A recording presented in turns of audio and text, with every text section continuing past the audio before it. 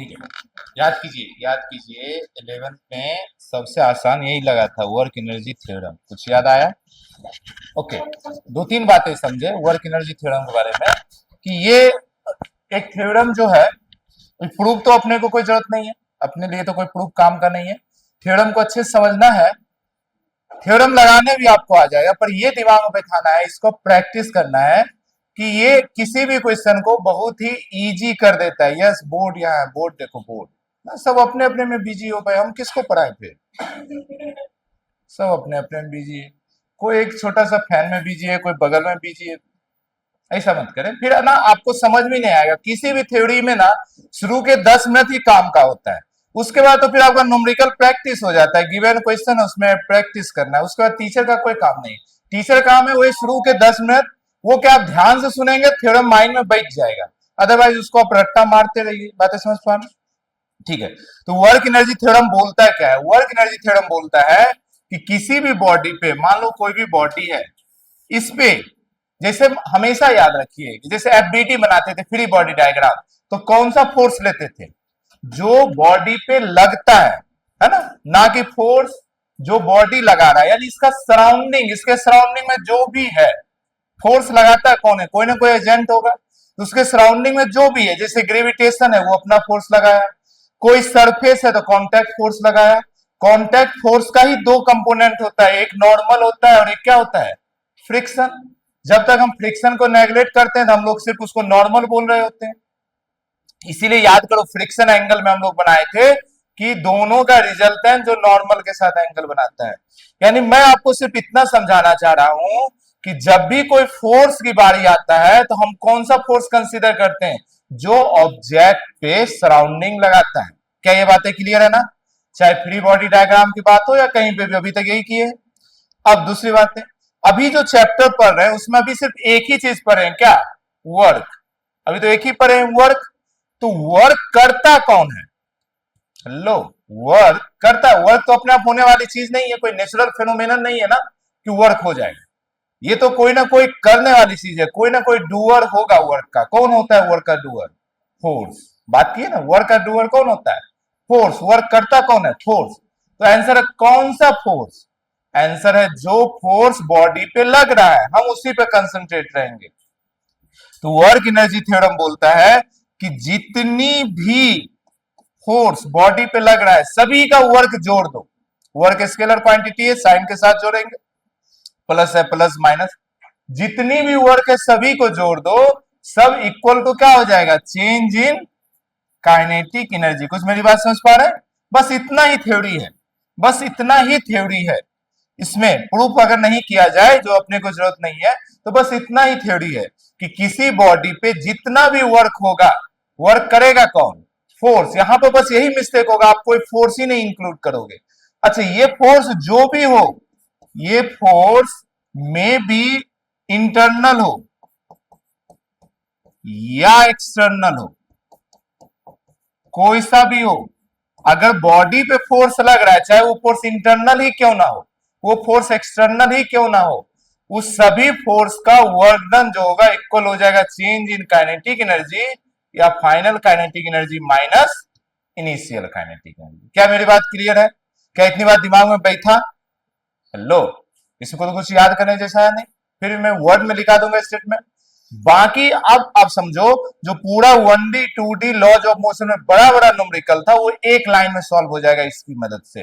तो अब से ना पहली प्रायोरिटी इसी को देंगे, वर्क एनर्जी थ्योरम को। मैं शॉर्ट में WET बोल रहा हूं, वर्क एनर्जी थ्योरम को। कोई भी क्वेश्चन आएगा अगर मैकेनिक्स का, पहले एक बार जरूर सोचेंगे कि उसमें वर्क एनर्जी थ्योरम लग सकता है या नहीं लग सकता। बिना इसका भी क्वेश्चन सॉल्व होगा। मैं अभी शुरुआत पहला क्वेश्चन दोनों तरीके सॉल्व करा के दिखाऊंगा, 1D के तरीके से भी और वर्क एनर्जी थ्योरम के तरीके से भी। पर इससे आसानी से होगा और कई बार सिर्फ इसी से होगा। तो अभी से इसको हैबिट में डालना है। अभी हम लोग दोबारा जब वर्क एनर्जी थ्योरम पढ़ रहे हैं, अभी नीट की तैयारी के समय, तो अभी हमें ये तो आप जानते थे, ये तो अभी कोई नई चीज सीखे नहीं। अभी आपका काम क्या? अभी आपका काम है आपकी हैबिट में डालना कि कोई भी क्वेश्चन आए तो हम एक बार जरूर पहले ये सोचेंगे वो वर्क एनर्जी थ्योरम से बनेगा या नहीं बनेगा। अगर वर्क एनर्जी थ्योरम से बन सकता है तो उसको जरूर लगाएंगे। क्या मेरी बात समझ पा रहे हैं? चलिए स्टेटमेंट लिख लीजिए। स्टेटमेंट लिख लीजिए, लिखिए स्टेटमेंट में लिखिए ऑल वर्क डन, या ऐसा लिख लीजिए ऑल वर्क डन से अच्छा लिख लीजिए the work done by all forces, work done by all forces acting on body, work done by all forces acting on a body, acting on a body, bracket में लिखिए internal plus external, कोई सा भी हो force उससे मतलब नहीं है, बस बॉडी पे लग रहा हो फोर्स, चाहे वो कंजर्वेटिव हो, नॉन कंजर्वेटिव हो, इंटरनल हो, एक्सटर्नल हो, कोई सा भी हो, है ना।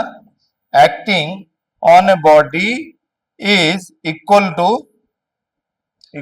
Change in kinetic energy, equal to change in kinetic energy. ऐसा एक उसके नीचे बना लीजिए, ऐसा उसके नीचे एक बना लीजिए, ठीक है ना, इसके नीचे ऐसा बना लीजिए। अब मैं ना 2-3 स्टेप लिखाता हूं, बस फिर से किसी भी क्वेश्चन के शुरुआत में स्टेप आपको ध्यान रखना होता है, बाद में आपको हैबिट बना लेना है, सोचने का वो पैटर्न ही बना लेना है, वही आपका स्टेप हो जाएगा, ठीक है। तो मैं ना सॉल्व करने के लिए 2-3 स्टेप लिखा देता हूं, हमेशा शुरुआत में उसी स्टेप को फॉलो करेंगे, ठीक है ना। तो अब थोड़ा सॉल्व करने के लिए स्टेप लिखिए 1 2 3 करके, 2-3 स्टेप लिखेंगे बस। पहला स्टेप लिखिए, किसी भी न्यूमेरिकल को अप्रोच कैसे करेंगे, तो पहला स्टेप लिखिए find all forces acting on a body. ये सबसे इंपॉर्टेंट है, सुनने में लग रहा है ये कौन सा स्टेप है, लेकिन समझो अगर तुमने कोई एक फोर्स को कंसीडर करना भूल गए और तुम लगा दिए total work done equal to change in kinetic energy, तो गड़बड़ हो जाएगा। इसीलिए वर्क करता फोर्स है, और मैंने पहले ही समझाया जितना फोर्स है सभी वर्क करेगा। हाँ, हो सकता है कोई जीरो वर्क करे, कोई पॉजिटिव करे, कोई निगेटिव करे, पर करेगा तो जरूर। मेरी बात समझ पा रहे हैं? तो हमेशा जितना फोर्स है, पहला स्टेप में आप जरूर सोचेंगे यहाँ पे कौन कौन सा फोर्स हो सकता है। पूरा लॉज ऑफ मोशन हमें क्या सिखाया, फोर्स ही तो सिखाया। मेनली कितना टाइप का फोर्स सीखे, जनरली अपने क्वेश्चन कौन कौन सा फोर्स आता है, कभी स्ट्रिंग है तो टेंशन आएगा, स्प्रिंग है तो स्प्रिंग का फोर्स आएगा, सरफेस है तो नॉर्मल और फ्रिक्शन आएगा, और मास रहेगा यानी ग्रेविटेशन हमेशा आएगा। क्या मेरी बात समझ पा रहे हैं? बस इतना ही तो फोर्स है। तो ये सारी फोर्स एक बार जरूर सोचेंगे इसमें से कौन कौन सा लग सकता है, ठीक है। दूसरा step calculate work done by all forces, calculate work done by all forces. जब सब फोर्स निकल जाएगा फिर उस सबका वर्क डन निकाल लेंगे, और एक बार सबका वर्क डन आ गया तो आप इक्वेट किससे कर दो, चेंज इन काइनेटिक एनर्जी से। तो थर्ड स्टेप में बस यही लिख लीजिए, apply work energy theorem WET। इसको इक्वेट करने का मतलब यही हुआ कि वर्क एनर्जी थ्योरम आप अप्लाई कर दिए। क्लियर है ना मेरी बातें, क्लियर है मेरी बातें? चाहिए आपको पास कर दीजिए, ठीक है। ये बातें समझ पा रहे हैं ना? ओके, अब आइए एक क्वेश्चन लेंगे, उससे आपका कंसेप्ट क्लियर हो जाएगा, ठीक है। अब देखो मैंने आपको वर्क पे जो 1 दिन या 2 दिन काम करवाया वो कितना काम आएगा यहाँ पे। चलिए आ जाइए, इस क्वेश्चन को ना हम दोनों तरीके से सॉल्व कराएंगे आपको, 1D के तरीके से और 2D के तरीके से। अभी में भी आपको लगेगा कि कोई ज्यादा अंतर नहीं है, कैसे भी सॉल्व कर लेंगे, पर कई बार सिर्फ वर्क एनर्जी थ्योरम से ही सॉल्व होगा। ध्यान से देखिए, अगर मान लो ये कोई h हाइट पे एक ऑब्जेक्ट रखा हुआ है, एक थीटा है, ये एक मास है, ठीक है जी। अब ये बोल रहा है कि जब ये ग्राउंड पे आएगा, जब ये ग्राउंड पे पहुंचेगा, यहां से ऐसा आया फिर ऐसा ग्राउंड पे गया, इस समय इसकी वेलोसिटी कितना होगा, ठीक है। अच्छा, अब सवाल है कि या तो इनिशियल वेलोसिटी दे दे या वो आपसे बोले कि यहां से स्टार्ट हुआ, तो हम लिख दे रहे हैं start from rest, start from rest, ठीक है। और इस सरफेस को मैं ना स्मूथ मान रहा हूं, इस सरफेस को मैं स्मूथ दे रहा हूं, यानी फ्रिक्शन की अभी कहानी ही नहीं ला रहा हूं, एकदम सिंपल रख रहा हूं। मैं ना सिर्फ आपको वर्क एनर्जी थ्योरम समझाना चाह रहा हूं, ठीक है। मान लो वर्क एनर्जी थ्योरम नहीं जानते हैं, आप 1D से सॉल्व कर सकते हैं या नहीं कर सकते हैं? लो, कर सकते हैं ना। कैसे सॉल्व करेंगे बताइए? इनिशियल वेलोसिटी मालूम है, फाइनल मालूम है आपको, अब v निकालना है। v के लिए कौन कौन सा एक्सप्रेशन आता है? एक ही आता है, v square equal to u square plus 2as। मेरी बात समझ पा रहे हैं? और एक क्या आता है, v equal to u plus 80। Time bind तो यहां है नहीं, तो अब यही यूज करेंगे। वो सारा क्वेश्चन जो इस फॉर्मूले से सॉल्व होता है, याद रखिए, वो सारा क्वेश्चन जो 1D में इस फॉर्मूले से सॉल्व हुआ था, वो सभी क्वेश्चन सॉल्व हो जाएगा वर्क एनर्जी थ्योरम से। कई बार आपको लगे इसी फॉर्मूले से आसानी से होगा, पर आप जब भी आएगा तो वर्क एनर्जी थ्योरम प्रायोरिटी देंगे। अभी पहले इस तरीके सॉल्व करके देखते हैं। जब सॉल्व कीजिए तो आंसर लेकर आइए, ठीक है। देखो, u तो आप 0 ले लोगे। मुझे दो चीजों का आंसर बताओ, a का और s का। a और s कितना रखोगे? a कितना होगा यहाँ पे? देखो, बॉडी ऐसा चल रहा है ना, तो डिस्प्लेसमेंट तो ये हो गया यहां से यहां तक। मेरी बात समझ पा रहे हैं? क्या डिस्प्लेसमेंट निकल पाएंगे आप? देखो भाई, ये h है, ये थीटा है, तो ये नहीं निकाल सकते। देखो, परपेंडिकुलर हाइपोटेनस, आप सोचते हो हमेशा कि कैसे जानते हैं क्या लगाना है, तो बताओ, परपेंडिकुलर हाइपोटेनस किस ट्रिगोनोमेट्रिक रेशियो में आता है? साइन में आता है, आता है ना। इसमें क्या सोच रहे हो भाई, सोचने की बीमारी हो गई। तो h बाय, मानो ये जो भी है, x जो भी है आपके लिए, तो x इक्वल टू क्या हो जाएगा, h बाय साइन थीटा। मेरी बात समझ पा रहे हैं? यानी आपका जो डिस्प्लेसमेंट है यहां से यहां आने में, वो हुआ है h बाय साइन थीटा। क्या मेरी बातें क्लियर है? क्या एक्सेलरेशन है या नहीं है बॉडी में जी? है। कितना है? कुछ याद है? इधर इधर, mg साइन थीटा। m तो मास होता है, एक्सेलरेशन क्या होता है, g साइन थीटा। क्या मेरी बात समझ पा रहे हैं? क्या है, g साइन थीटा। तो देखो, पहले तो आपको इतना सोचना पड़ता है सही तरीके से, और जब अगर आप ये सब सही सोच पा रहे हैं, तब वैल्यू रख देंगे यहां पर h बाय साइन थीटा, और a की जगह g साइन थीटा, ठीक है। तो यहां से b आ जाएगा। कीजिए जल्दी से, b के लिए एक राइट एक्सप्रेशन लिखिए, एक राइट एक्सप्रेशन लिखिए। अभी से, हालांकि अभी तो ये चैप्टर ही पढ़ रहे हैं, तो ऑब्वियस सी बात है कि हम लोग हमेशा वर्क एनर्जी थ्योरम यूज करेंगे, पर इन जनरल भी एक बार वर्क एनर्जी थ्योरम सीख गए, जहां पे भी अप्लाई हो सकता है पहले इसी को अप्लाई करेंगे। ये फिजिक्स की किसी भी न्यूमेरिकल को बहुत ही इजी बना देता है, लेस कैलकुलेशन करा देता है। इसमें कैलकुलेशन का पोर्शन कम हो जाएगा, और याद रखिए आपके एग्जाम में कैलकुलेशन मिस्टेक बहुत होगा, तो जितनी कम कैलकुलेशन मिस्टेक का चांस उतना कम। इतनी बार बार पढ़ाया मैंने, थोड़ा सा बार बार सिर्फ एक ही बात आपके दिमाग में क्यों डाल रहा हूं, कि जैसे न्यूमेरिकल आए आपके माइंड में, अभी से पहली घंटी क्या बजना चाहिए, क्या वर्क एनर्जी थ्योरम लगा सकते हैं? अगर लग सकता है तो उसको लगा दो, बाकी क्या पूछा है, क्या और क्या लगेगा नहीं लगेगा वो सेकेंडरी हो जाएगा। अभी से आपके जीवन का पहला प्रायोरिटी क्या रहेगा, वर्क एनर्जी थ्योरम लगाना। ऐसा समझो आपके जीवन का लक्ष्य ही है क्या, वर्क एनर्जी थ्योरम लगाना। फिजिक्स का कोई क्वेश्चन आया, आपको लगे कि अगर पॉसिबिलिटी है वर्क एनर्जी थ्योरम, तो लगाना ही है, और ये हर जगह आएगा। आप देखेंगे इस चीज को हम लोग कई जगह यूज करेंगे, मॉडर्न फिजिक्स में भी अच्छी अच्छी न्यूमेरिकल में यूज करेंगे। फिजिक्स में क्या होता है, टूल होता है, उस टूल को आप सीख गए, अब जहां पे लगाना हो आप लगाइए। जैसे आप मानो, आप घर में देखते हो मिस्त्री वगैरह ऐसा आता है, मैकेनिक्स आता है, अब मानो उसके पास एक टूल है, पेचकस है, जिससे खोलता है स्क्रू ड्राइवर। अब उसको जहां जरूरत पड़ेगा वहां पे लगाएगा स्क्रू ड्राइवर। वो जरूरत नहीं है कि सिर्फ फैन में स्क्रू ड्राइवर लगाएगा, बोर्ड में नहीं लगाएगा, बोर्ड में लगाएगा कहीं और नहीं लगाएगा। उसको जहां पे भी नट को खोलना है, बोल्ट को, स्क्रू को, तो पहला माइंड उसका क्या आएगा, स्क्रू ड्राइवर। अब स्क्रू ड्राइवर से नहीं खुलेगा तब वो दिमाग लगाएगा, तोड़ना है, फोड़ना है, क्या करना है। इसी तरीके से फिजिक्स में आप सीख गए, क्या सीखे, वर्क एनर्जी थ्योरम। तो आपके जीवन का एकमात्र लक्ष्य है कि सबसे पहले किसी न्यूमेरिकल में इसको चिपका दो, अगर लग सकता है तब। अब जहां लग ही नहीं सकता, जबरदस्ती नहीं करेंगे। मेरी बात समझ पा रहे हैं? तो आधे घंटे से सिर्फ एक ही बात बार बार बोलने का मतलब है कि आपके दिमाग में ये चीजें परमानेंटली स्टोर हो जाए कि भाई क्वेश्चन आया, इसको लगा देना। क्लियर है ना? आइए, आंसर आ गया ना अपना। क्या करेंगे इसको?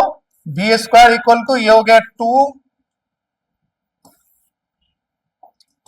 2g sine theta h by sine theta, ऐसा ही कुछ बन रहा है जी।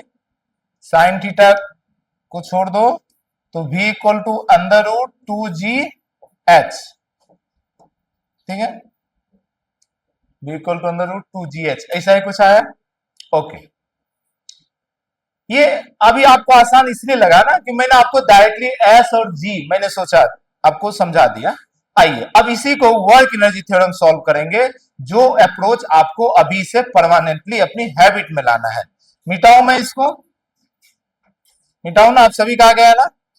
ठीक है, आ जाइए आ जाइए, आप लोग बुद्धिमान पहले से थे, बस मैं चाहता हूं आपकी हैबिट बन जाए बुद्धिमान वाली। ठीक है, चलिए जी, वर्क एनर्जी थ्योरम क्या बोलता है? अच्छा, ये सब अब मुझे ये नहीं चाहिए, ये नहीं चाहिए, तो ये सब मिटा रहा हूं मुझे बस। हाँ जी, using WET work energy theorem बोलता है work done by all force equal to change in kinetic energy, final kinetic minus initial. Clear है? इनिशियल बॉडी रेस्ट में काइनेटिक एनर्जी कितना? 0। काइनेटिक एनर्जी क्लियर है ना? हाफ mv स्क्वायर लो, है ना? तो इनिशियल क्या हो जाएगा? 0। इसमें कोई दिक्कत वाली बात नहीं है। अब आ जाइए, पहला स्टेज क्या है कि अब आप ये सब छोड़ दो, पहले पूरी कंसंट्रेशन, पूरा दिमाग लगाओ कि इसमें कौन कौन सा फोर्स लग सकता है। फोर्स कोई नहीं छूटे, फोर्स छूटेगा वर्क छूटेगा, वर्क छूटेगा तो आगे की सारी कहानी गड़बड़ हो जाएगी। आइए जी, आप अपने मस्तिष्क का प्रयोग करके मुझे बताइए कौन कौन सा फोर्स यहां लगने वाला है। कितना फोर्स? पहले नंबर में बताओ, 1 2 3, कितना? ये क्यों बोल रहा है भाई? ऐसा ऐसा मत बोलो, कितना लग रहा है जी?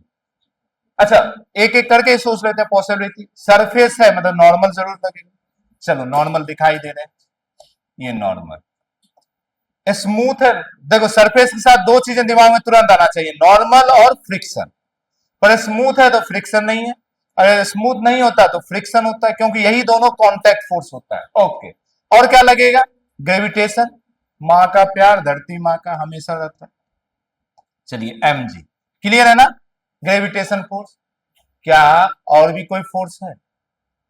सोचो, स्ट्रिंग है क्या? नहीं, टेंशन नहीं। स्प्रिंग है क्या? नहीं, स्प्रिंग फोर्स नहीं है।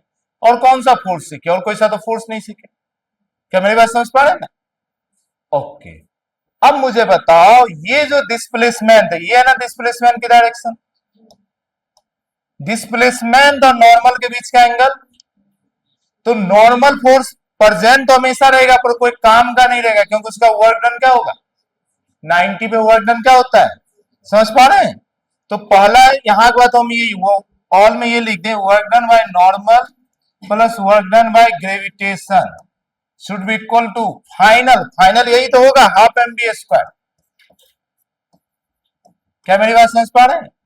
और उसमें नॉर्मल क्या हो गया जी? 0। क्यों 0 हुआ? समझ पा रहे हैं ना? अच्छा, नॉर्मल क्या सरफेस पे डिपेंड करेगा? जब भी रहेगा तब 0 होगा, जब भी रहेगा तब 0 होगा, क्योंकि बॉडी का डिस्प्लेसमेंट सरफेस पे ही ना होगा, और नॉर्मल तो हमेशा सरफेस के परपेंडिकुलर, नाम ही नॉर्मल है। क्या मेरी बात समझ पा रहे हैं? तो नॉर्मल फोर्स आएगा जरूर, पर वो कभी भी इस क्वेश्चन में जरूरत नहीं पड़ेगा, क्योंकि हमेशा वो क्या होगा? 0। वर्क एनर्जी थ्योरम में जब भी नॉर्मल आएगा उसका वर्क तो 0 ही होने वाला।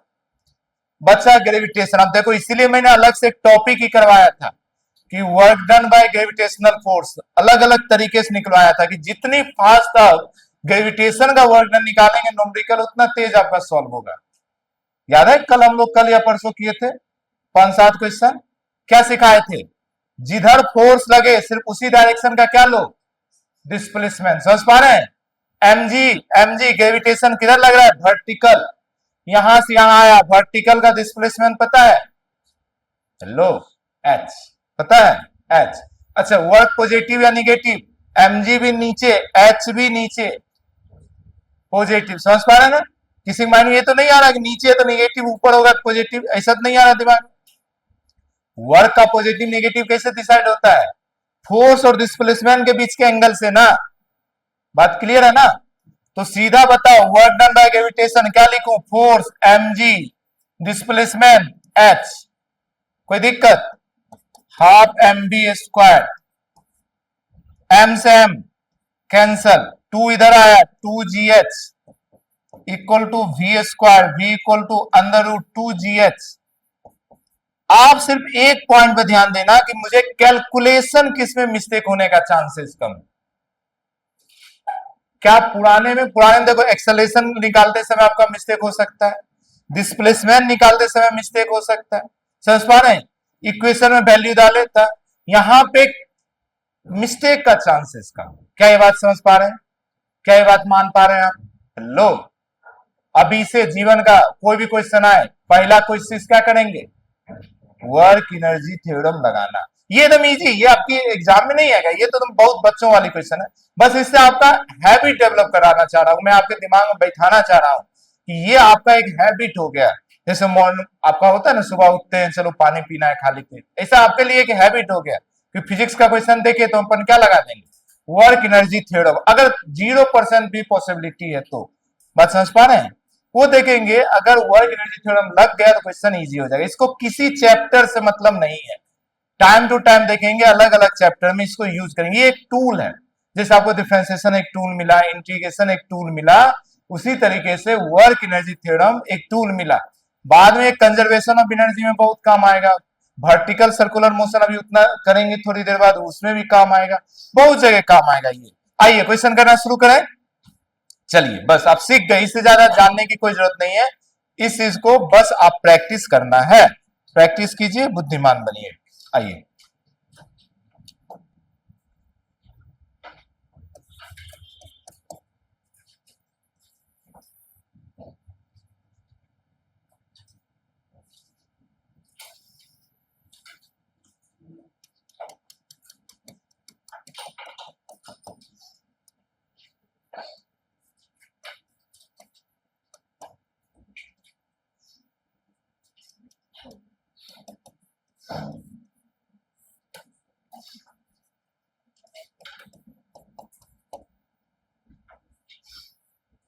चलिए, बस आप कितना समझे इसके लिए मैंने ये क्वेश्चन दे दिया। और इस क्वेश्चन के साथ समझ पा रहे हैं ना, सेम क्वेश्चन है। इस क्वेश्चन के साथ सोचो, जरा एक आंसर मुझे देना कि क्या b square equal to u square plus 2as, क्या इससे ये बनेगा? इससे बनेगा? क्या आप कभी भी एस निकाल सकते हो यहाँ पे टुई टुई वाला रास्ता से? मेरी बात समझ पा रहे हैं? अच्छा, जी भी नहीं निकाल सकते, एंगल भी हर जगह अलग अलग, मतलब एक्सेलेरेशन भी नहीं निकाल सकते, बात समझ पा रहे हैं ना? जी तो बेचारा इधर लगा, आपका रास्ता ये है, इस समय का एंगल अलग है, बॉडी जब यहां होगा तो इस समय का एंगल अलग है, बॉडी यहां है तो इस समय का एंगल अलग है, समझ पा रहे हैं? तो एक्सेलरेशन जो इस डायरेक्शन में लेंगे तो वैल्यू भी बदलता है।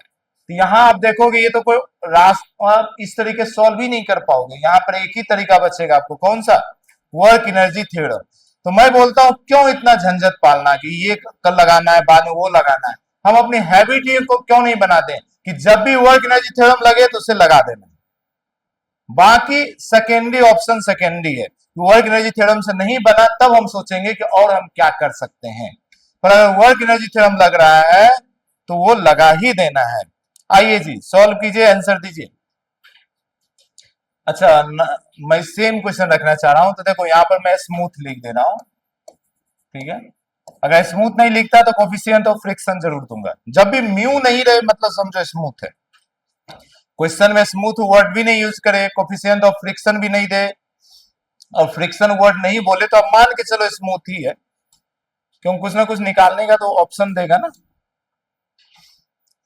कुछ ना कुछ निकालने का ऑप्शन तो देगा। तो ये भी स्मूथ है पुराने क्वेश्चन की तरह, ठीक है? आ गया ना? क्या वही आया जो सही आंसर है?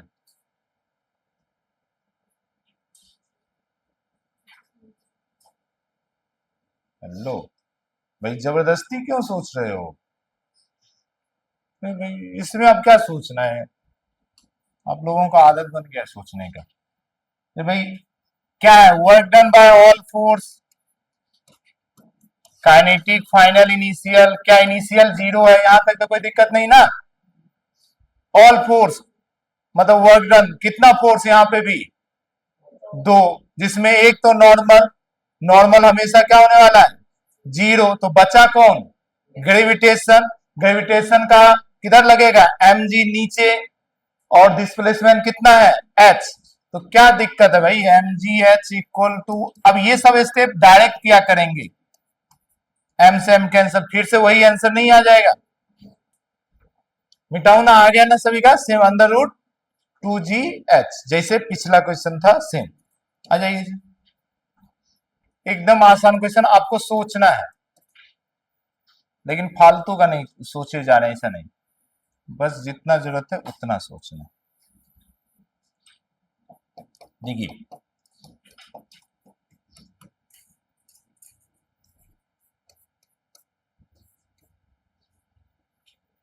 मान लो ये टावर है, अभी बांग्लादेश देखे, बांग्लादेश जानते हैं ना, न्यूज में आ रहा है, वहां पर एक ऐसा ही बांग्लादेश के प्राणी खड़ा हो गया, और उनके हाथ में क्या होगा समझ पा रहे हैं ना, और इधर से फायर शुरू कर दिया।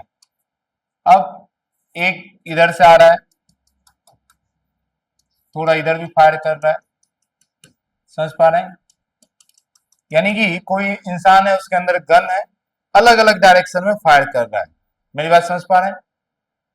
पूछ रहा है आपसे क्वेश्चन में कि जब ये स्ट्राइक करेगा, ये जब स्ट्राइक करेगा, मान लो ये 3 दे दिया गया आपको, ये जब स्ट्राइक करेगा ए बी सी, किसकी स्पीड ज्यादा होगा? ए बी सी किसकी स्पीड ज्यादा होगा? ओके, इनिशियल वेलोसिटी बहुत ध्यान समझो। देखो, गन जो है उसको तुम सीधा फायर करो, ऐसा फायर करो, वो जितनी स्पीड से निकालता होगा बुलेट, वो सेम रहेगा, चेंज हो जाएगा? ऐसा है क्या? सामने वाले को मारेंगे तो तेज निकलेगा, दूर वाले को मारेंगे तो बोले उतना दूर पहुंच जाएगा धीरे धीरे धीरे, ऐसा है क्या? नहीं ना। तो बुलेट का जो स्पीड होगा, जो भी मानना है, यू जो मानेंगे तो सबका यू सेम मानेंगे। मानो वी नोट मानना है इनिशियल वेलोसिटी, वी नोट, तो वो अपना जो भी मशीन गन जो भी है वो अलग अलग डायरेक्शन में चला रहा है, जिस कारण से भी, पर स्पीड तो हर डायरेक्शन सेम होगा। हाँ ये है कि अलग अलग एंगल, सबसे मैक्सिमम कब गिरेगा? 45 डिग्री एंगल पे, सारी बात जानते हैं ना।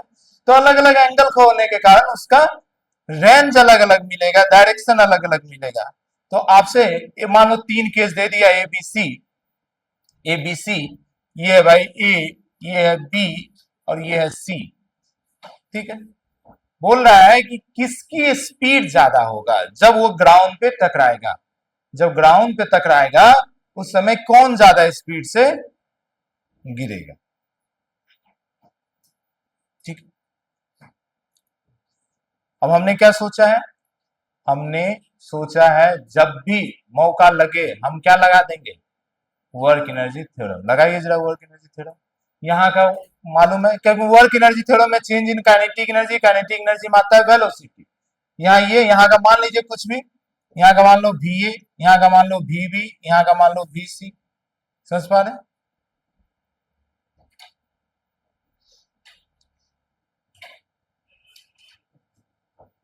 सोचो,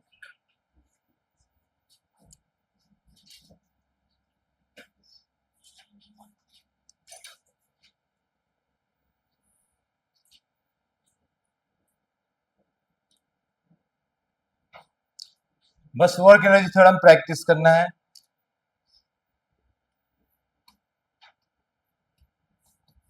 चलो किसी एक के लिए लगा रहे हैं, बहुत ध्यान से देखो। Change in kinetic energy final half m, final मान लो ए है, ठीक है, तो half m v square minus half m initial क्या हो जाएगा? V naught square. क्या किए, कुछ समझ में आ रहा है आपको? Change in kinetic energy, final kinetic energy minus initial, कोई दिक्कत नहीं, सारा कहानी यहां है। पहले फोर्स सोचो, मुझे बताओ क्या आप सोच रहे हैं? ये गन, गन का वर्क निकाले, बुलेट का किसका वेलोसिटी निकाल ले? बुलेट का, गन का क्यों निकालोगे? ये बुलेट ऐसा टुई टुई टुई, इस पे कितना फोर्स, क्या सोच पा रहे हैं? एक ग्रेविटी और भी कोई फोर्स, क्या कोई सरफेस में है क्या, हवा में? सरफेस नहीं तो नॉर्मल नहीं, फ्रिक्शन नहीं, स्ट्रिंग नहीं, टेंशन नहीं, स्प्रिंग नहीं, स्प्रिंग फोर्स नहीं, बचा कौन सा फोर्स?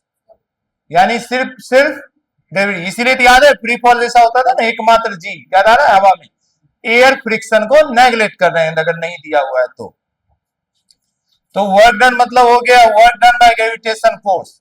बताइए जी, ग्रेविटेशन फोर्स लगेगा किधर, एम जी, किधर, नीचे की तरफ, और नीचे तरफ का डिस्प्लेसमेंट, ये ऊपर से फेंके, इधर से फेंके, उधर से फेंके, सबका स्टार्टिंग ये है और इंड ये है, तो सबके लिए डिस्प्लेसमेंट सेम होगा या अलग होगा? सेम होगा। समझ पा रहे हैं ना?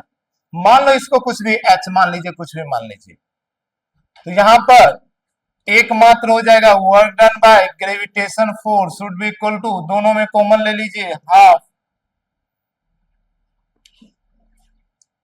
या आप ऐसा करें, आप बहुत ध्यान समझिए, पूरा निकालने की जरूरत नहीं है आपको, हमें तो बताना है, वैल्यू तो बताना नहीं, वैल्यू होता है पूरा सॉल्व करते हैं, अभी तो देखकर सिर्फ हमें कंपेयर करना है। देखो एम जी एच यही हो जाएगा ना, पॉजिटिव ही होगा, equal to half m v a square minus half m v naught square. ये मिला आपको, किसके लिए लगाए, W E T for a. अब इसी तरीके से अगर डब्ल्यू ई टी बी के लिए लगाओगे तो क्या ये एक्सप्रेशन सेम आएगा या अलग आएगा, जरा ध्यान समझो, कुछ भी अंतर आएगा क्या? सिर्फ वी ए की जगह क्या आ जाएगा? तो क्या दोनों जब पूरा अगर सॉल्व भी कर लेते हैं, मास का वैल्यू ये सब रख भी देते हैं, एम तो ऐसे ही कैंसिल हो जाएगा, समझ पा रहे हैं? तो अगर एग्जैक्ट वैल्यू भी निकालो तो बताओ वी ए का या वी बी का या वी सी का वैल्यू सेम आएगा या अलग आएगा? क्या आप सोच पा रहे हैं? आप चाहो तो पूरा सॉल्व कर सकते हो। कैसे पूरा सॉल्व करेंगे, एम से एम कैंसिल कर देंगे, है ना, ये दोनों का टू लेकर इधर भेज देंगे तो हो जाएगा two g h equal to, समझ रहे ना, v a square minus v naught square, इसको इधर भेज दिया, v naught square plus two g h equal to v a square, फिर रूट वूट निकाल लेंगे।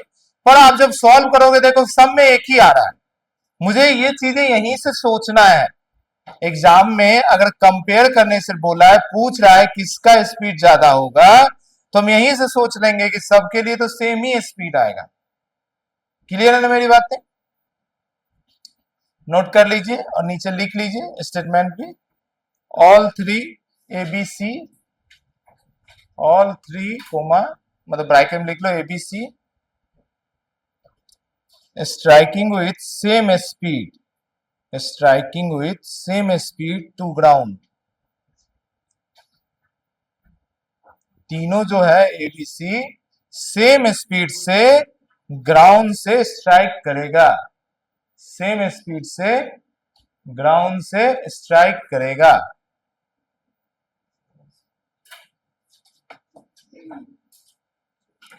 क्या चीजें समझ पा रहे हैं? करें, नेक्स्ट क्वेश्चन करें।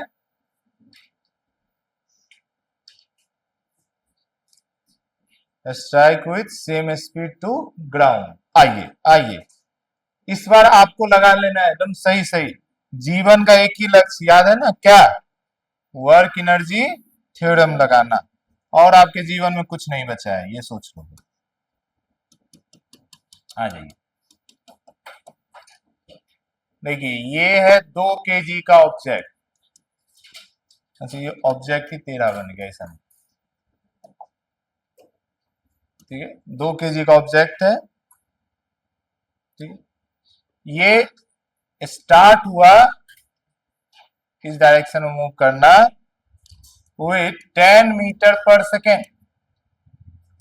आपको बोल रहा है जब भाई साहब यहाँ पे पहुंच गए तब इसकी स्पीड हो गई 20 मीटर पर सेकेंड, ऑब्जेक्ट वही है 2 kg, और ये जो गिरा है ये गिरा है 20 मीटर से,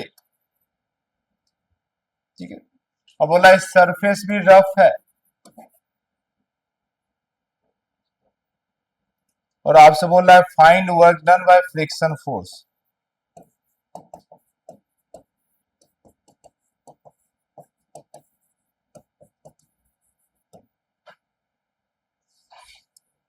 बोला find the work done by friction force.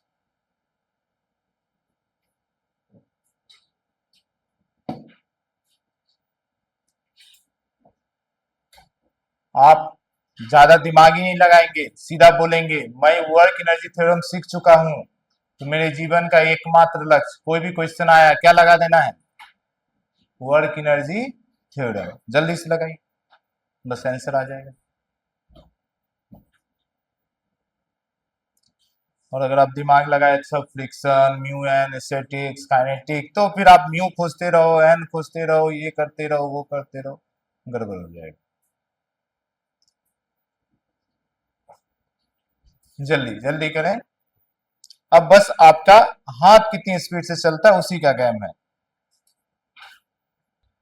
देखिए ये तो क्लियर है कि अपन यूज क्या करेंगे, अप्रोच में किसी को दिक्कत नहीं ना।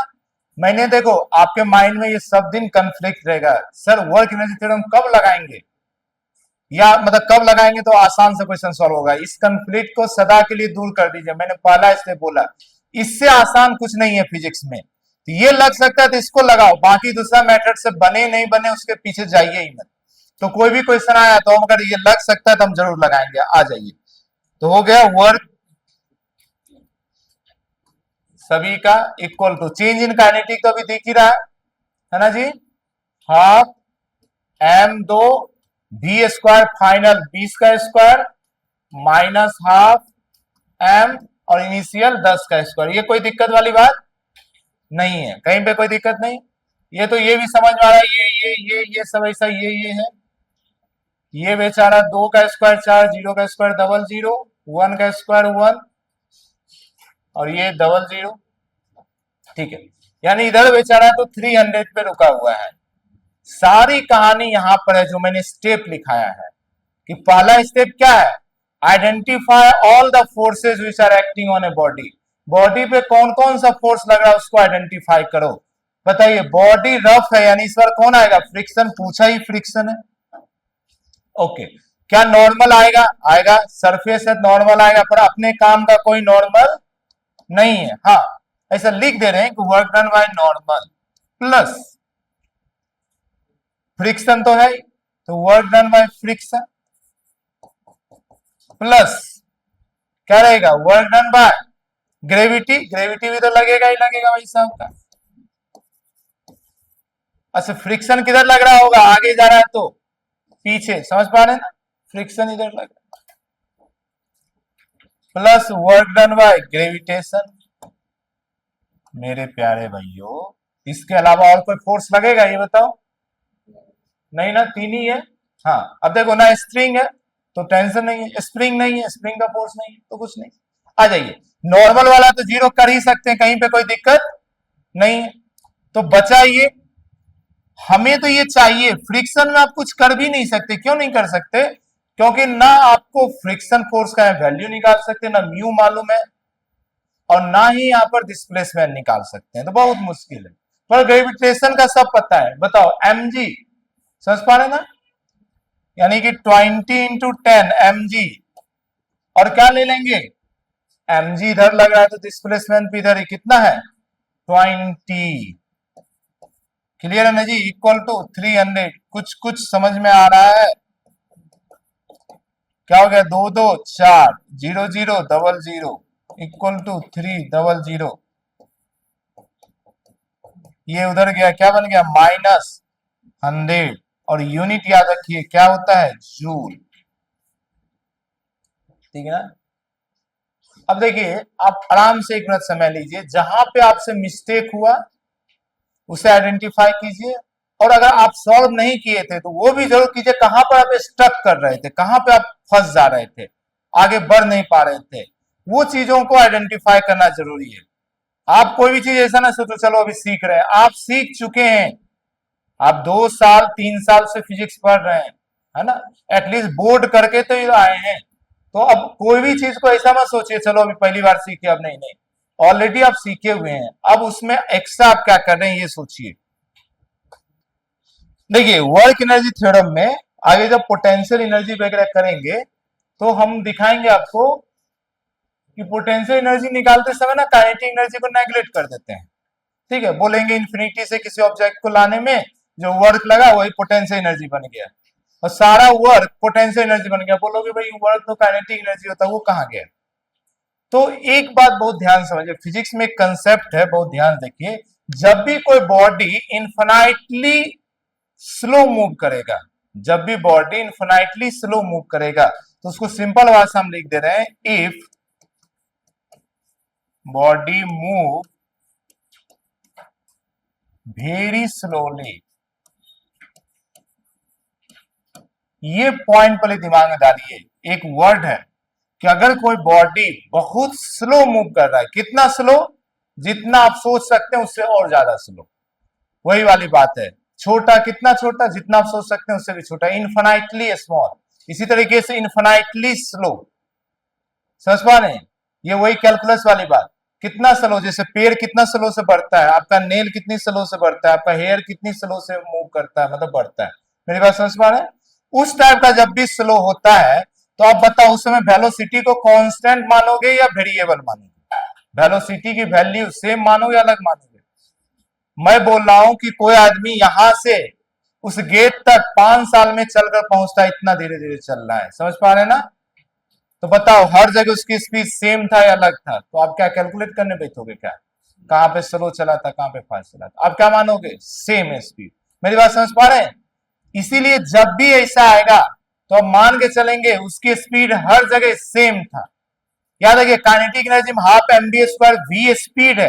वेलोसिटी जरूर बोलते हैं पर हमें डायरेक्शन से मतलब नहीं होता है, हमें किससे मतलब होता है? मैग्नीट्यूड से। तो हम इसमें जरूर मानेंगे मैग्नीट्यूड ऑफ वेलोसिटी, या अगर इन जनरल भाषा में बोलना, आप तो अब बड़े हो गए और स्पीड भी बोल देते हैं, remain same, remain same at all point. क्या ये बात समझ पा रहे हैं? अगर कभी भी कोई बॉडी बहुत ही स्लो मूव करे, समझ पा रहे हैं, बहुत ही स्लो मूव करे। अच्छा थर्मोडायनेमिक्स जब पढ़ाएंगे तो इसी को बोलेंगे क्वासी स्टैटिक्स प्रोसेस। क्वासी मतलब होता है उसके जैसा, स्टैटिक्स मतलब रुका हुआ, ऐसा प्रोसेस जो हमेशा रुका हुआ लगे। क्वासी स्टैटिक प्रोसेस ही रिवर्सेबल होता है नेचर में, तो वहां पे भी ये कंसेप्ट आएगा। तो कहना यह है कि कोई बॉडी एकदम स्लो चले तो उस समय उसकी स्पीड हर पॉइंट पर क्या मानेंगे जी? सेम। और अगर स्पीड सेम हो तो चेंज इन काइनेटिक एनर्जी क्या हो जाएगा? लो, चेंज इन काइनेटिक एनर्जी क्या हो जाएगा? जीरो। एक अच्छा सा क्वेश्चन करते, मैं ही करूंगा, आपको बस सिर्फ ध्यान से देखना है। अगली क्वेश्चन मैं आपको दूंगा, आपको बस ध्यान देखना है, प्रोसेस को एंजॉय कीजिए, समझिए प्रोसेस क्या है। देखो मान लो एक ऑब्जेक्ट है, ठीक है, कोई भी मास का हो, कुछ भी हो, और ये साथ में बोल रहा है मूव स्लोली, ठीक है। अब ये स्लोली मूव कर रहा है, किसी एच हाइट से इसको तुमने ड्रॉप कर दिया, जो भी है नीचे जाने के लिए।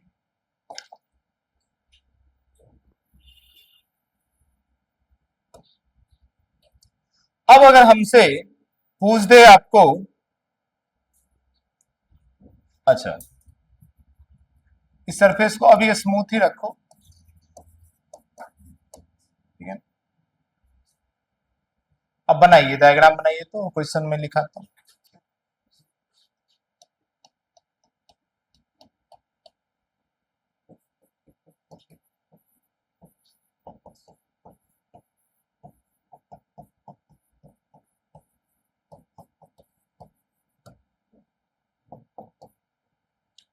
अब देखिए इस केस में या इस टाइप के क्वेश्चन में आपको एक्सटर्नल फोर्स बताएगा कि एक एक्सटर्नल फोर्स लग रहा है, या गाड़ी है उसका इंजन कुछ फोर्स लगा रहा है, इस टाइप से कुछ भी, पर उसकी वैल्यू नहीं गिवन होगी।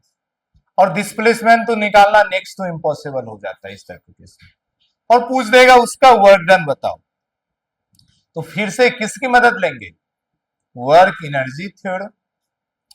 साथ में ये भी दे रखा है कैसा मूव कर रहा है, स्लोली, इसीलिए उसने वेलोसिटी नहीं दिया है कहीं पे। नहीं तो वर्क एनर्जी थ्योरम के साथ पंगा क्या है कि चेंज इन काइनेटिक एनर्जी चाहिए तो दो दो वेलोसिटी चाहिए, समझ पा रहे हैं ना। अगर कभी वेलोसिटी नहीं मालूम है तब तो वर्क एनर्जी थ्योरम काम नहीं करेगा, बहुत दिक्कत है आपको, तो उसको बहुत ध्यान देखना है। कई जगह वेलोसिटी मतलब चेंज ही नहीं हुआ है तो चेंज वेलोसिटी का जरूरत नहीं है मुझे, अगर वेलोसिटी चेंज नहीं हुआ तो चेंज इन क्या हो जाएगा, जीरो। आ जाइए, तो यहां पर अब हम लगा दे रहे हैं work energy theorem, work done by all force equal to, क्या इसको जीरो लिख दें यहाँ पे, लो रिवीजन के समय आपका सर नहीं ना चकराएगा, सर घूमा जाए ऐसा नहीं ना होगा, आपको जो अपनी भाषा में लिखना लिख देना। अभी स्लोली मूव कर रहा है, वेलोसिटी कांस्टेंट रहेगा, इसीलिए चेंज इन काइनेटिक एनर्जी क्या होगा, जीरो। आ जाइए, अब आपकी ड्यूटी है, बताओ इस टाइप का कई क्वेश्चन किए, कितना फोर्स, एक नॉर्मल जिसका वर्क जीरो होने वाला है, प्लस कौन सा, ग्रेविटेशन, और एक वो जो पूछ रहा है एक्सटर्नल, फ्रिक्शन देना होता तो फ्रिक्शन भी म्यू म्यू दे देता, तो फ्रिक्शन भी कुछ वैसा। क्या ये तीन के अलावा किसी को चौथा फोर्स कुछ दिखा, लो क्या कुछ और दिखा, नहीं ना दिखा, तो मत देखो, इक्वल टू जीरो। नॉर्मल को क्या जीरो, जीरो, तो क्या मुझे जो निकालना है एक्सटर्नल फोर्स का वर्क डन, ग्रेविटेशन को दे minus work done by gravitation force, क्या बात समझ पा रहे हैं, लो क्या ये बात समझ पा रहे हैं। और यही एक्सटर्नल फोर्स जब वर्क जो ये होता है ना, यही बनता है बाद में पोटेंशियल एनर्जी, आएगा आगे आएगा, अभी बस इसी पर कंसंट्रेट करें। आ जाइए, ये तो मुझे निकालना है माइनस, इसकी वैल्यू निकाल सकते हैं, फोर्स कितना mg और डिस्प्लेसमेंट कितना h, हो गया ना, तो मेरा आंसर कितना आसानी से निकल गया। ये अप्रोच सोचना है, ये अप्रोच दिमाग में डालना है, एक ही वर्क एनर्जी थ्योरम पर वो कई तरीके से हम उसका यूटिलाइज कर सकते हैं। एक देखिए आपकी एनसीईआरटी का क्वेश्चन है, अपनी एग्जाम में भी आया है कई बार, ठीक है, लिखिए अ ball of 2 kg,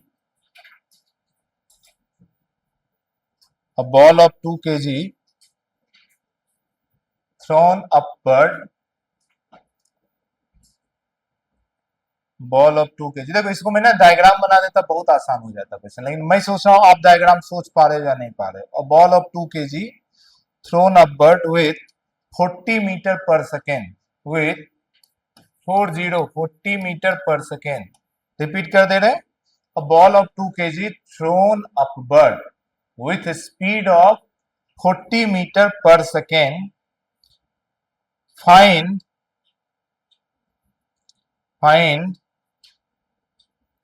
work done, find work done by air, find work done by air in upward motion, in upward motion if maximum height attained by particle is 70 meter, 70, maximum height attained by particle is 70 meter।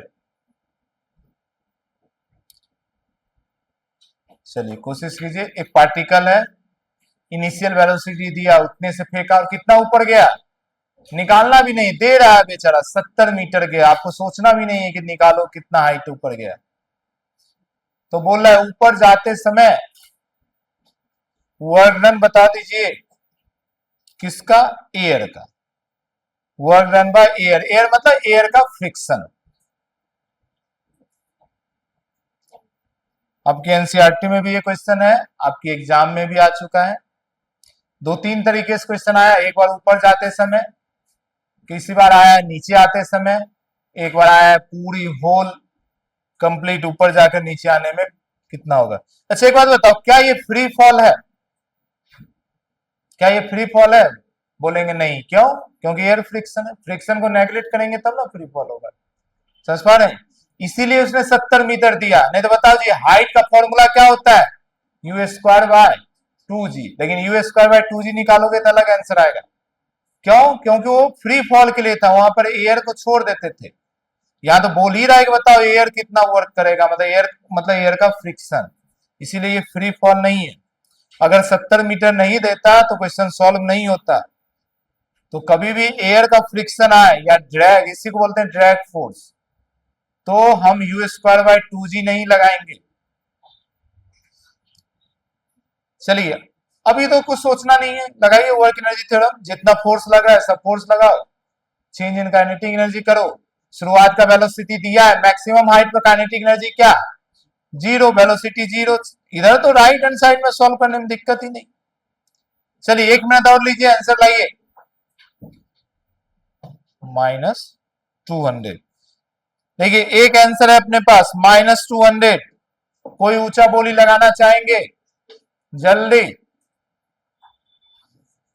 600, 16, तो वही ना 16 और 16 ना। हाँ देखिए एक बहुत ही ऊंचा नहीं, नीचे हो गया, माइनस में ज्यादा हो गया ना, तो अपने पास दो बोली लग गया है -1600 जूल। आदत डालिए यूनिट भी साथ में कैरी करने का।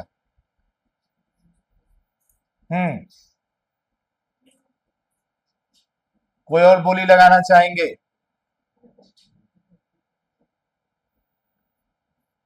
हाँ जी हाँ जी हाँ जी, बोल रहे हैं, बोलो। 200, यही वाला प्लस में देखिए भाई साहब, पहली बार प्लस में आया। ये सब ऐसा है कि, है ना, सामान भी खरीद ले और माइनस में उसी से पैसा भी ले ले। हाँ -200। और कोई बोली में? हाँ देखो इधर कुछ तो आ रहा है, 3000। तुम हमेशा एंटी आंसर कहां से लाते हैं? देखिए एक भाई साहब का 3000 भी आ चुका है। चलिए भाई, और 1000 में आ ही गया, अब कोई लाख में पहुंच जाओ। हाँ जी जल्दी करें करें, 1 मिनट समय लीजिए, कंप्लीट करें। ठीक है, मैं क्वेश्चन एक बार डिस्कस कर देता हूँ, क्या कुछ बच्चों को क्वेश्चन समझने में तो दिक्कत नहीं हो रहा है। क्वेश्चन सिंपल सा, एक मास है, कितना मास है जी? 2 kg का, 2 kg का मास है।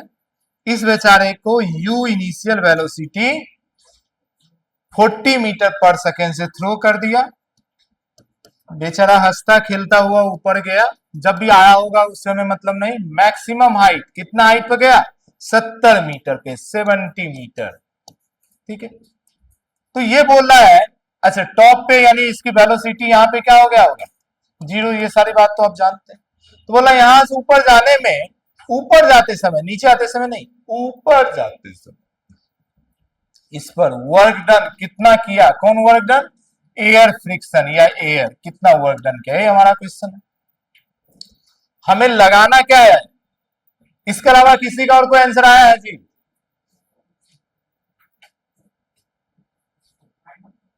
माइनस यही 200, 1400, एक और हमारे पास आ गया। चलिए, बहुत मुश्किल है भाई, बहुत मुश्किल है। आइए चलिए देखिए यहाँ पे, तो लगाइए स्टेप। पहला step, work done by all force. चलिए चेंज इन काइनेटिक एनर्जी पहले बोलो। फाइनल काइनेटिक एनर्जी कितना? Minus initial half m v square, 40 का स्क्वायर। यहां तो कोई दिक्कत नहीं। चलो जो दिक्कत है इधर ही दिक्कत हो रहा है फिर से। सारा फोर्स मुझे बताओ, जब हवा में है बेचारा, हवा में है हमेशा, कितना फोर्स लग रहा है इस पे? 2 ना जी, एक तो उसका लोग ही ना भाई, एयर का तो पूछ रहा है तो एयर का फ्रिक्शन तो लोगे, और एक कौन सा है, ग्रेविटेशन। बात समझ पा रहे हैं ना, कोई दिक्कत वाली बात नहीं। तो work done by gravitation plus work done by air friction, बस इतना ही तो सॉल्व करना है, इसमें दिक्कत कहां आ रहा है। ये हो गया, देखो 0 0 कैंसल, -4 का स्क्वायर 16, ठीक है ना। ओके जी, ग्रेविटेशन समझ पा रहे हैं कितना होगा जी, mg, और h कितना है जी 70। प्लस लें या माइनस लें, माइनस, mg तो नीचे लगेगा जहां ऊपर रहा है, इसीलिए बोला ड्यूरिंग अपवर्ड, क्लियर है ना। तो ये -mgh प्लस, इसके बारे में तो हमें कुछ पता ही नहीं है, फोर्स फोर्स ही नहीं पता है, तो हम उसको ऐसा ही छोड़ दें। क्या आगे बढ़े, -m का वैल्यू 2, g का वैल्यू 10, ये 20 हो गया, इंटू 70 प्लस एयर का फ्रिक्शन -1600। ये तो अजीब सा आंसर के पास जा रहा है अभी, एयर का -1600, और ये इधर जाएगा तो प्लस में आएगा, और कितना आएगा जी 7 to 14, और दोनों का 0 रहेगा साथ में।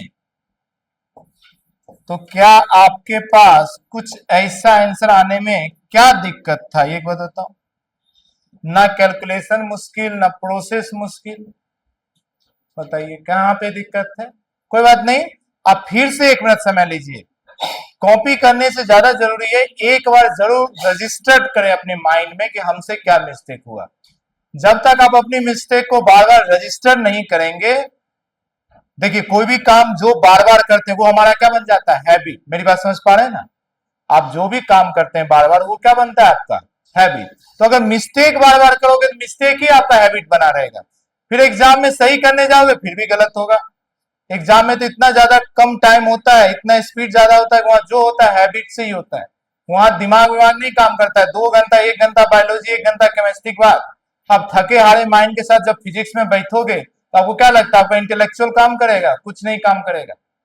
ऑलरेडी इतना माइंड का थक चुका रहेगा, उस समय सिर्फ हैबिट काम करेगा।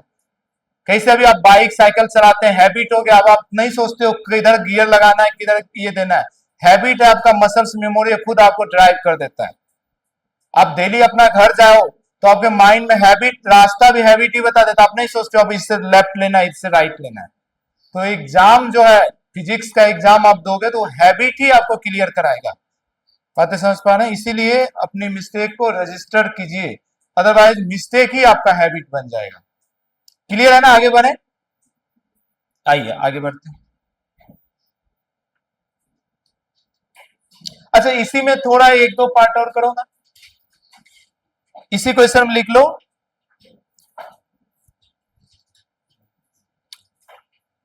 इसी पार्ट में लिख लीजिए, इफ बॉल, बॉल लिखे थे, पार्टिकल लिखे थे, जो भी लिखे थे, ए बॉल या particle return to ground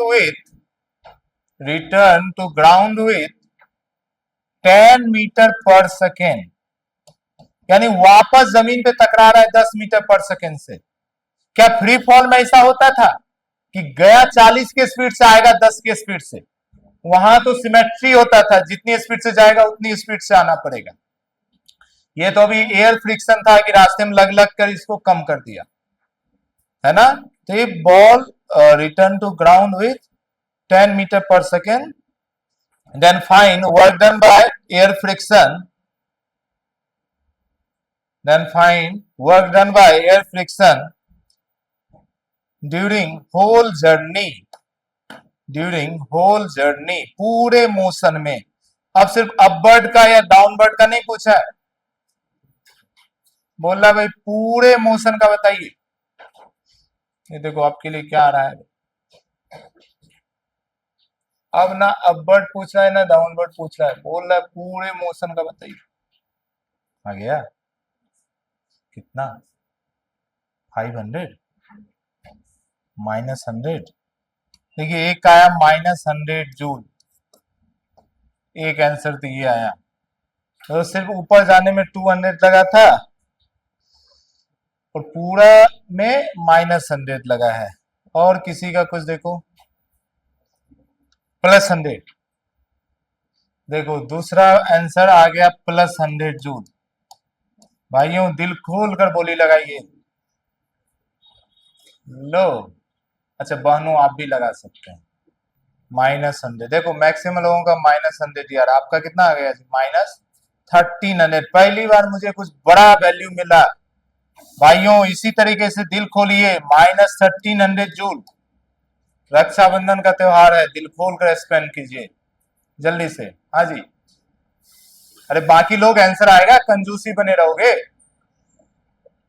answer देने में भी कंजूसी कर रहा है क्या? ये तुम रक्षाबंधन में दोगे? बताइए। हाँ जी, -100 यही वाला। देखिए मैक्सिमम लोगों का -100 आ रहा है। कुछ लोग अमीर लोग बचे हैं आजकल भी दुनिया में, अंबानी की तरह, जो इतना बड़ा बड़ा शादी करते हैं। बाकी आप लोग यही रहेगा। और भी कोई वैल्यू लगाओगे? हाँ, माइनस या प्लस में? -100। हाँ वो तो अपने पास है। चलिए -100 ही सबसे ज्यादा है। आइए अब साथ में करते हैं सॉल्व। ठीक है, ये तो मैं मिटा दे रहा हूं। चलिए ओके जी, जरा चेंज इन काइनेटिक एनर्जी निकालिए। अच्छा फोर्स तो अभी भी यही रहेगा, ये समझ पा रहे हैं ना? सिर्फ ऊपर का पूछे या पूरे का पूछे, फोर्स तो नहीं ना बदल जाएगा।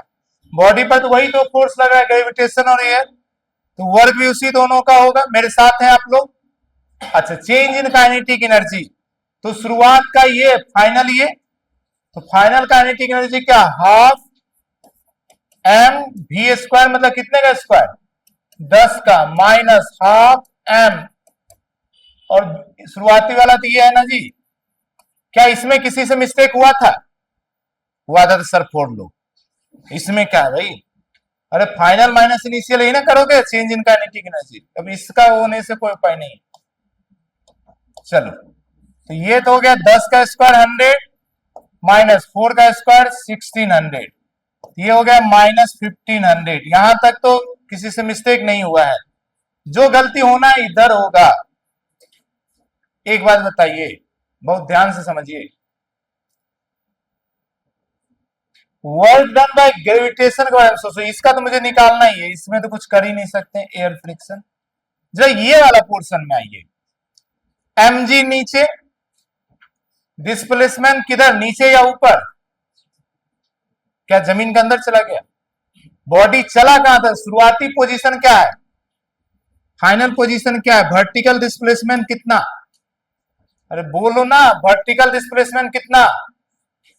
क्यों नहीं बोल रहे? सबके मन में आ रहा है लेकिन बोल नहीं रहा है। अरे वर्टिकल डिस्प्लेसमेंट कितना? फिर नहीं बोल रहे। बोला 72। ये कौन सा वर्टिकल डिस्प्लेसमेंट? अरे बॉडी यहां से फेंके और यहीं पे आ गया सेम हॉरिजेंटल लेवल पे, तो वर्टिकल डिस्प्लेसमेंट कितना? 0। नहीं समझ पा रहे हैं? तो वर्क डन कितना होगा ग्रेविटेशन का? 0 होगा या नहीं होगा? mg इंटू 0 ना करोगे? तो ये वाला कहानी भी तो अब खत्म ही हो गया। तो जो बचा इसी का तो बचा। देखो भाई थोड़ा अमीर और बनना था, कोई आदमी नहीं लगाए बोली। पता नहीं आप लोग कहां कहां से अलग अलग वैल्यू लेकर आती है। ये बताइए क्या क्या दिमाग लगा कर कोई प्लस ले आ रहा है, कोई माइनस ले रहा है, कोई 1300 ले आ रहा है। ठीक है ना? क्लियर है ना? अब अगर यहीं पे सोचो, अगर आपसे क्वेश्चन पूछता कि ड्यूरिंग डाउनवर्ड मोशन कितना वर्क डन हुआ, तो दे सकते थे आप आंसर कितना?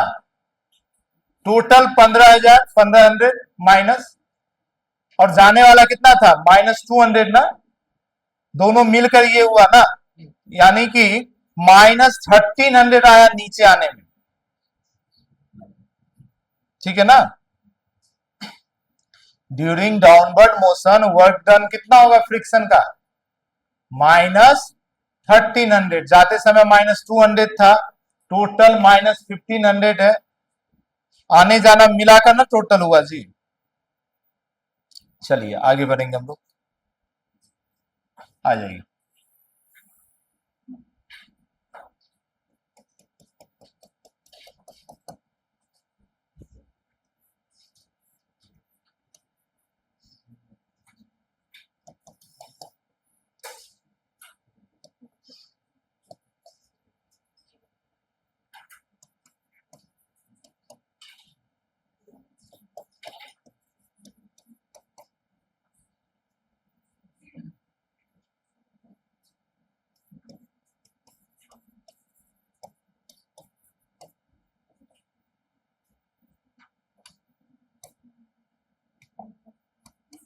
ये अपना लास्ट क्वेश्चन रहेगा, बहुत ध्यान से, बातें नहीं करेंगे।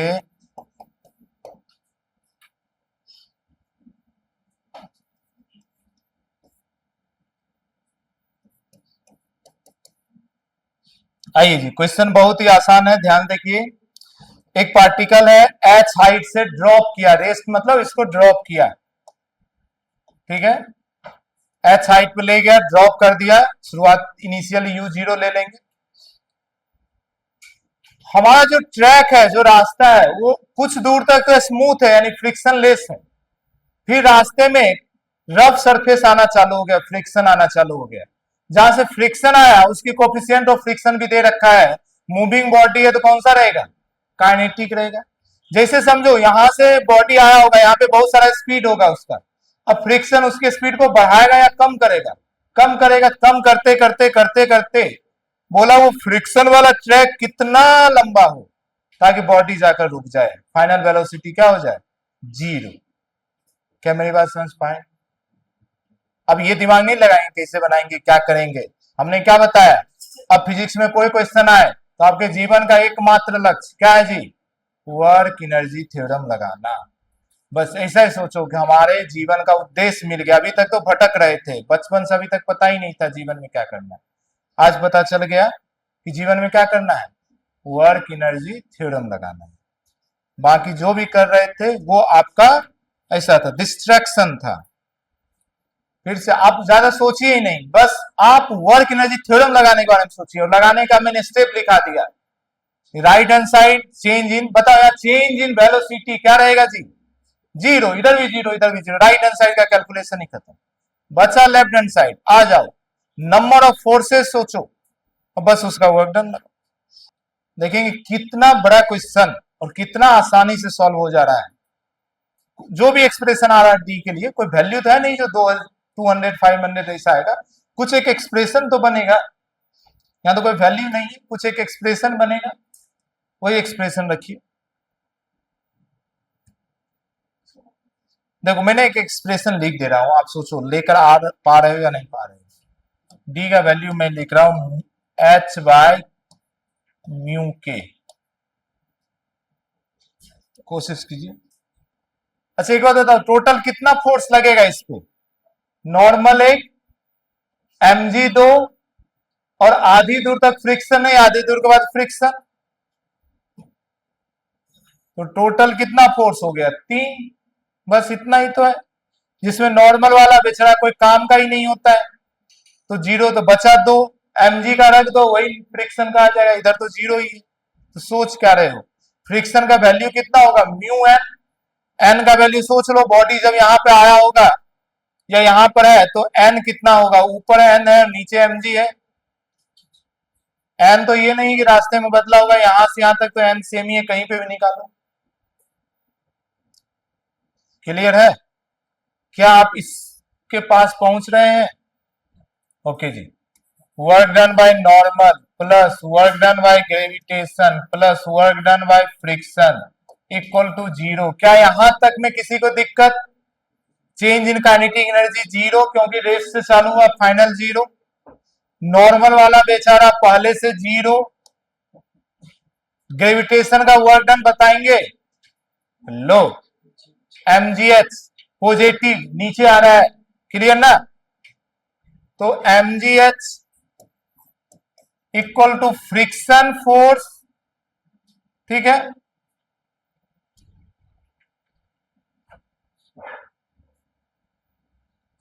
ठीक है, एक सेकेंड, फ्रिक्शन फोर्स, यहां तो h निकाल, mgh प्लस, देखो फ्रिक्शन फोर्स में हम लिख सकते हैं ना, फ्रिक्शन फोर्स इनटू, देखो फ्रिक्शन यहीं से ना लगेगा और जहां तक रुकेगा वही तो उसका डिस्प्लेसमेंट हो जाएगा, यानी डी ही उसका क्या हो जाएगा? डिस्प्लेसमेंट। मुझे एक्सप्रेशन में तो ये लाना ही पड़ेगा, तभी तो आंसर आएगा। क्या यहां तक समझ पाए? ओके, तो friction force into D should be equal to minus mgh। Okay, क्या ये वर्क पॉजिटिव होगा या निगेटिव होगा? निगेटिव होगा, समझ पा रहे हैं? तो ये वर्क डन यहां पे कैसा लिखना चाहिए, प्लस या माइनस? माइनस। क्या मेरी बात समझ पा रहे हैं ना? अरे फ्रिक्शन तो निगेटिव वर्क करेगा ना, तो ये माइनस तो भाई साहब इधर भी रह गया, ये उधर गया तो ये माइनस से माइनस कैंसिल हो गया। तो डी का वैल्यू क्या आया, M ji H by friction force. पर ऑप्शन में वो नहीं दिया, एच दिया, तो कोई बात नहीं है, फ्रिक्शन का वैल्यू हमें पता है एम जी एच। यहां तक तो जनरल फ्रिक्शन होता है म्यू एन। अब हमें पता है N equal to M G लिख सकते हैं, आपको समझ में आ रहा होगा, एन और एम जी कैंसिल हो गया, N equal to M G होगा ना। तो मुझे बताइए एक बेसिक जो फाउंडेशन होता है वर्क एनर्जी थ्योरम का, क्लियर है हमारा। अब देखिए number of question, varieties of question infinite हो सकता है। आपका काम है कि घर जाइए वर्क एनर्जी थ्योरम खोज खोज कर क्वेश्चन बनाइए। खोज खोज कर मतलब जो क्वेश्चन मिले उसमें वर्क एनर्जी थ्योरम चिपकाइए, जो क्वेश्चन मिले वर्क एनर्जी थ्योरम चिपकाइए और उस पर आज क्वेश्चन प्रैक्टिस कीजिए।